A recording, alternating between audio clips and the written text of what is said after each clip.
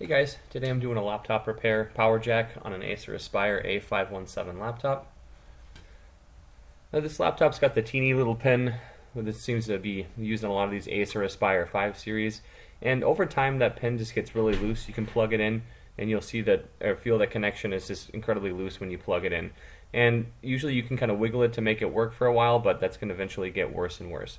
So this laptop needs to be taken apart to the motherboard so we can desolder the old jack and solder a new one on.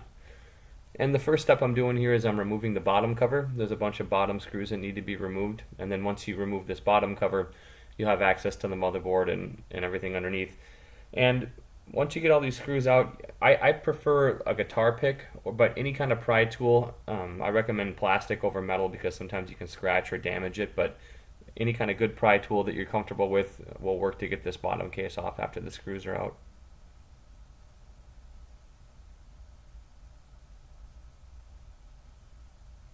And so here I'm taking that guitar pick in the corner, just going in between the bottom case and the chassis.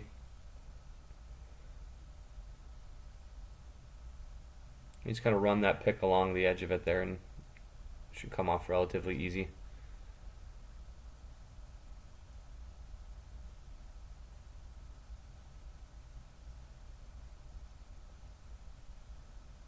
And the first thing I like to do on these laptops is just make sure you detach and remove the battery. Wouldn't want the system to be in standby or sleep mode or something and start messing with this stuff when it's semi-powered up. So just detach that battery. Sometimes they need to be removed completely, sometimes they don't if they're not blocking anything. And then the next step there, I'm just removing that SSD card.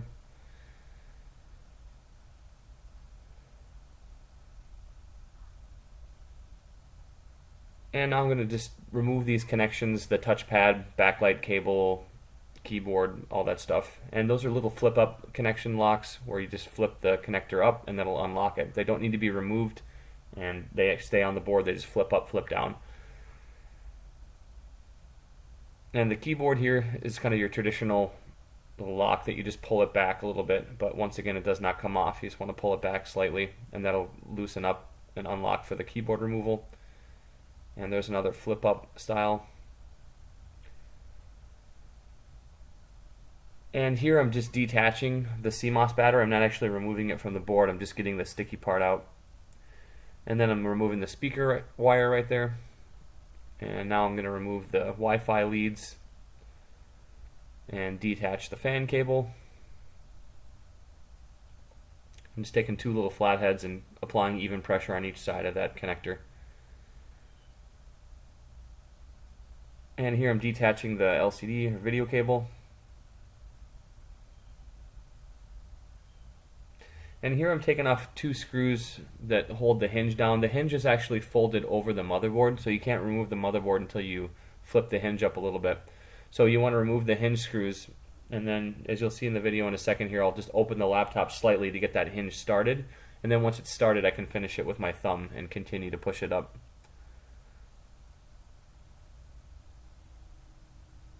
And here I'm just going to remove the fan.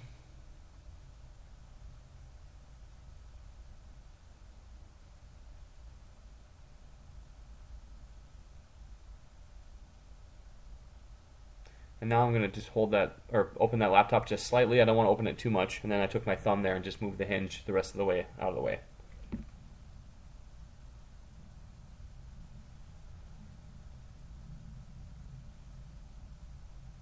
And so now I'm going to remove the screws that are holding in the motherboard.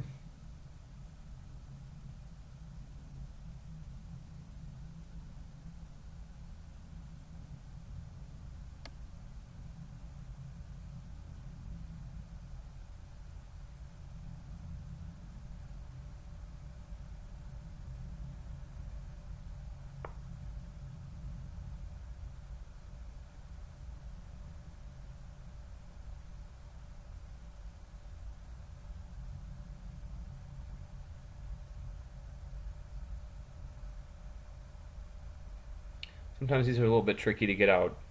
It almost feels like there's another screw holding it in place, but there wasn't.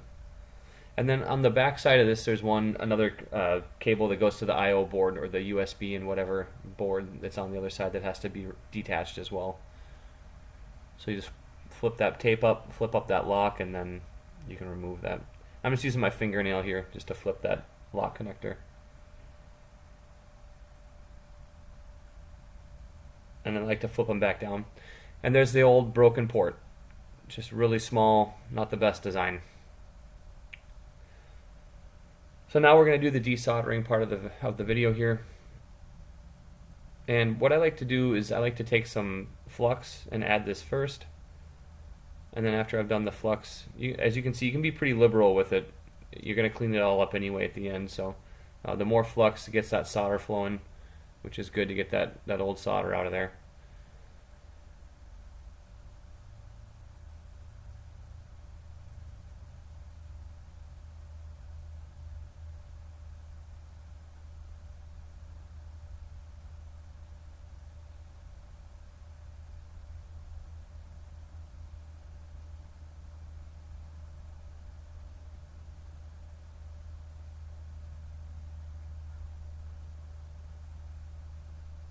And next up here, it's going to add some fresh solder. This is something that just really helps break up the old existing solder. Sometimes if you just try to desolder it without using any fresh solder, it's impossible to get it out. That even with the flux, that old solder just does not want to break apart. But with adding that fresh solder, just kind of getting that entire through hole heated up and getting that old solder broken up so it can come out much easier. And then here I'm just going to take my desoldering braid. You can use a pump, you can use a braid, whatever you're comfortable with, whatever works for you. I typically prefer the braid, but whatever desoldering technique is fine.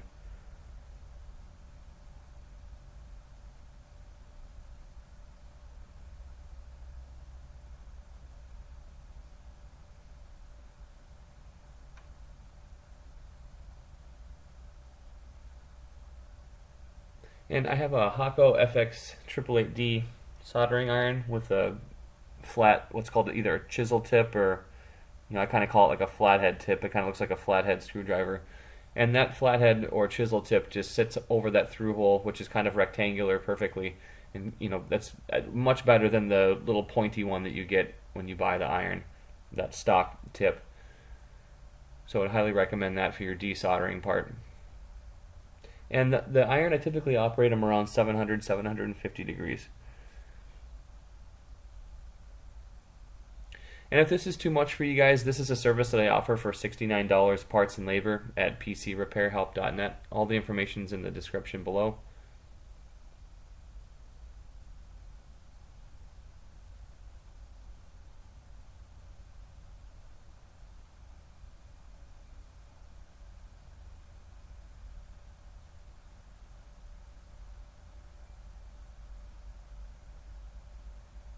But this part requires a bit of patience and skill.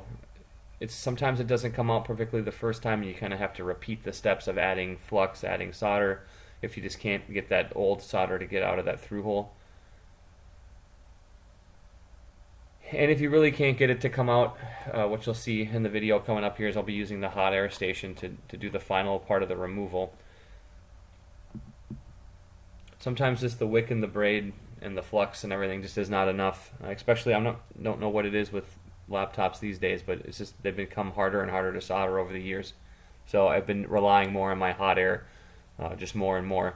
And especially with a small jack like this one, the hot air is really nice. It'll heat up quick. You won't even have to have it on there for very long, and that jack will come out nicely.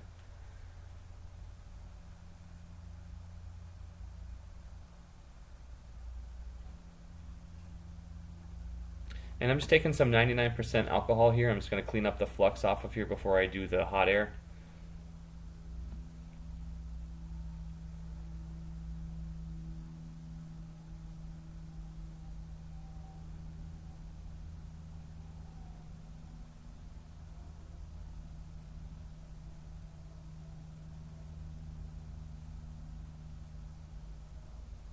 And I'm just taking a small piece of Kapton tape. That's just heat resistant tape that will protect that circuitry around the jack from the hot air.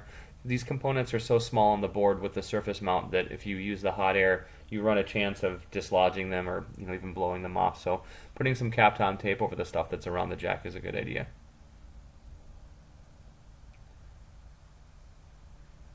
And I typically run the hot air around 400 degrees roughly. Kind of a medium flow. You have a setting where you can set it to how much airflow you want to come out, how quickly. And I usually put it kind of in the middle. And I try to hold it around an inch away from the jack area. And just try to apply even heat, even hot air around that jack. And as you can see, this one comes out really quick. It's a thin board with a small jack, so thinner the board, smaller the jack, the quicker it's going to come out.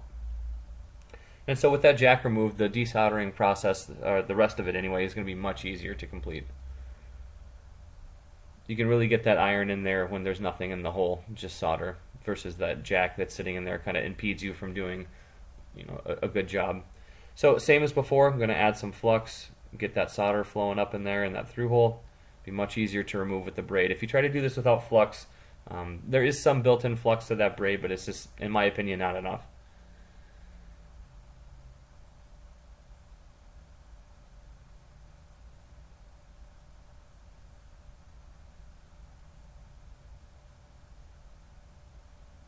So here I'm just going to get the remaining solder out of each one of these through holes and get it ready for the new jack.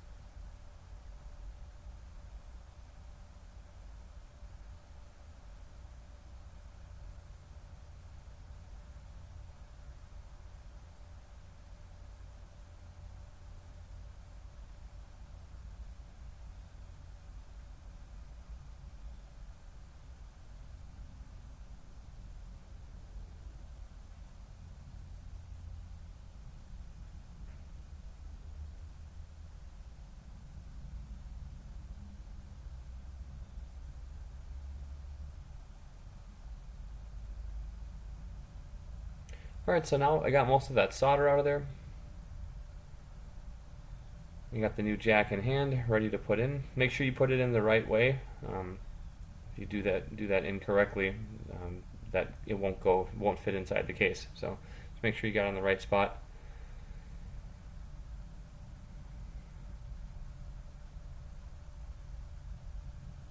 Now I'm just taking the pliers here and putting it underneath just to keep that jack from falling out. If you lay it down on the workspace there, sometimes that jack can just fall out or not stay level or flush with the board, so make sure you have something underneath it supporting it.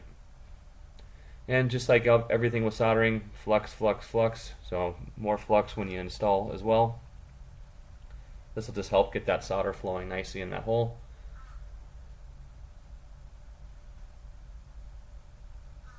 And I just like to hold that soldering iron over each one of the holes for a little bit just to make sure it's flowed all the way through. The one thing you don't want is just solder on the top. You want it to flow completely through that through hole.